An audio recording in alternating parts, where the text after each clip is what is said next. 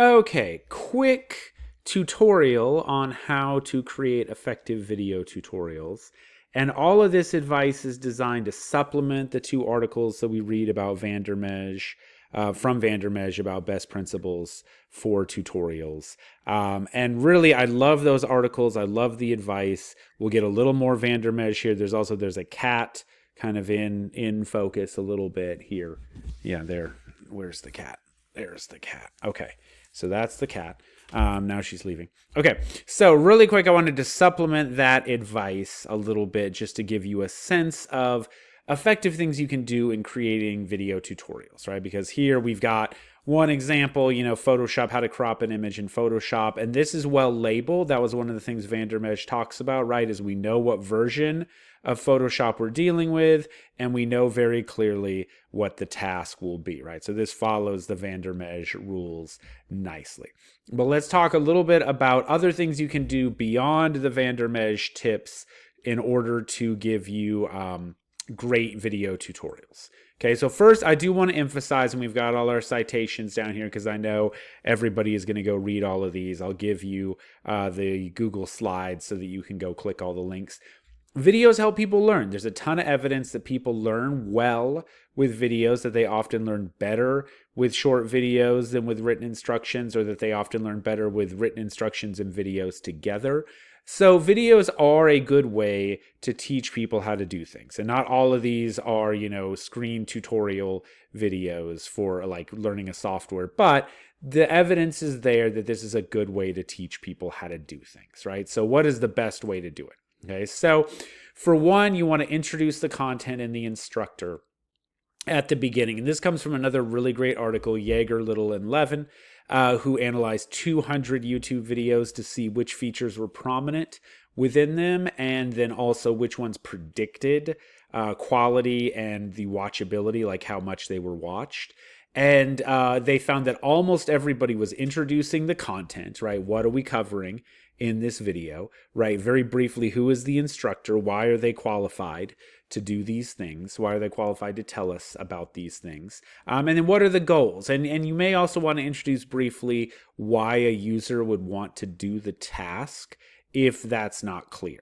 And this is kind of similar to our topics, right? In that sometimes we have to explain, here's the topic, here's what it is. I see this text is covering my face. That's okay. I'm using a slightly different recording tool this time in order to highlight the cursor, because we're going to talk about that in a minute. But you want to introduce, what are you covering? Who are you? Very briefly, what are the goals for the video? Really, if you have a short video, this can be 15, 20 seconds. It doesn't have to be long. Keep everything short and concise as you're developing these videos. Okay. Now, you want to have a great vocal performance. So again, this comes from Yeager, Little, and Levin. What they found was that vocal performance, the fact, like the speaking rate, the enthusiasm, the clarity of the narrator was one of the key factors for predicting the quality of the video and for predicting how much people watch it. All right, that said, this is one of the hardest things about creating video tutorials, right? Because it's hard to give a good vocal performance. It's hard to not have ums and stutters a lot. That's just natural as part of our speaking. It's very hard to not leave a bunch of dead air as you're going through. Maybe you get so engrossed in the task that you lose track of what you're talking about. So a good vocal performance is really hard. It's hard because you may not have a great mic, so it may not sound good. And it's also hard because you need a good script, right? So a lot of times you'll want to write a script out, follow it along, practice, rehearse. It really is important to have a good vocal performance. This also brings up something else, which is AI narration. And I have to be honest that AI narration is one of the things that I kind of like about AI in terms of a production standpoint, right? It's just easier to go through. Sometimes I've recorded a video, used AI to transcribe the video, turned that into a script, that then is an AI script so that it matches what's going on in the screen, and then you can get rid of all the little ums and the weird things you say. It seems to me, based on this evidence, which is from 2021, that people like human voices still. That said, you see a lot of videos that have an AI narrator. That's getting more and more common. I think if the AI narrator is engaging and interesting and sounds kind of like a human being, that's really not the worst thing in the world. But you don't want a flat or robotic AI. You want to make sure it's either it's your voice, or if you're not confident or comfortable at giving a good vocal performance, that you have an AI that can. Okay, so you want to highlight relevant parts of the screen, so you can highlight the cursor, of course. And then one of the things that the Jaeger Little and Levin article suggests is even doing sort of like gestural stuff, right? So if I wanted to be like, hey, look at, here's where you click over here, right? And we're sort of zooming around it, right? Or gesturing around it with the mouse, or hey, make sure to type in right here, right? So really using the ability to highlight the mouse, you may want to highlight relevant parts of the screen. I'll show you that in a minute, so that you can really direct people's attention in the right place. And this article here did some experiments that were kind of sort of about highlighting attention.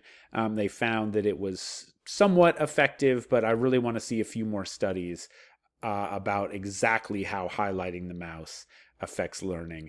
My suspicion is that it's helpful. I don't see why it would be a negative aspect of a video, right? To be able to see, okay, here is exactly where my mouse is.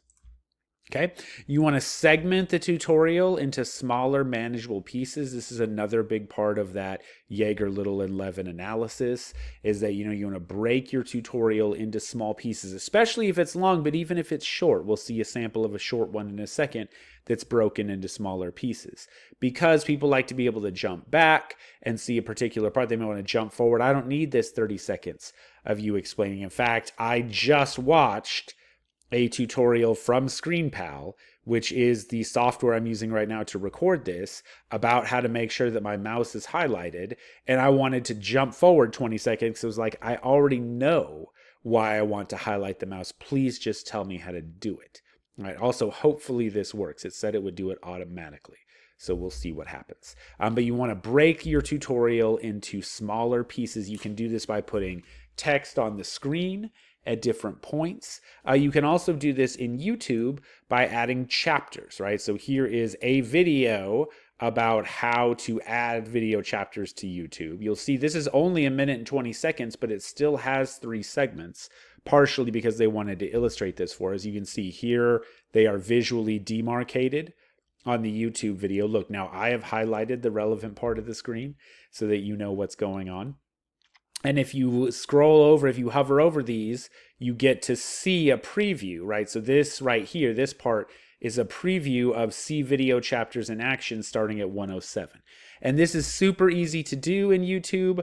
All you have to do is go into your video description, add your timestamps and the name of the chapter, and YouTube will automatically add them. So I really encourage you, and everybody has a free YouTube channel as part of their Google, right? So it's very easy to put stuff up on YouTube. It's very easy to work with some of these features. So as you're making your video tutorials, think about putting them on YouTube. You can set them to private so that only people with the link can see them, or you can make them public and watch your awesome instructional videos go viral.